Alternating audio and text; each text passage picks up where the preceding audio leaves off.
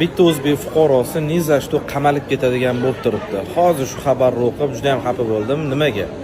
Holat qanaqa bo'lgan? O'zbekiston fuqarosi O'zbekistonga qaytib kelayotgan bo'lgan chet el safaridan va unga iltimos qilishgan boshqa o'zbek fuqarosi. Qo'limda medtexnika bor aka, bagajim to'ldi. Odamlarni davolashga ishlatamiz. Shuni olib o'tib bering, savob bo'ladi degan. Bu ham yaxshilik qilsam qilman deb olib o'tgan va ichidan psixotrop modda chiqqan.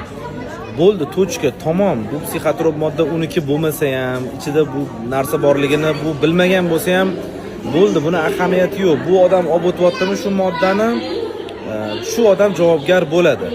Shu sababli juda ham ogoh bo'lish kerak. Bitta oilani boquvchisi ketib qolishi, ota-onasi farzandsiz, farzandlari otasiz qolib ketish xavfi juda ham baland. Yaxshilikni qiladigan o'zini o'rinlari bor, lekin bu o'rinda emas. Shu sababli shu videoni ko'p chet elga chiqadigan yoki chiqmoqchi bo'layotgan yaqinlarga, do'stlarga maksimalni tarqatib qo'yinglar, juda ham hushyor bo'lishsin, ogoh bo'lishsin. Bunaqa risk qilishga arzimaydi.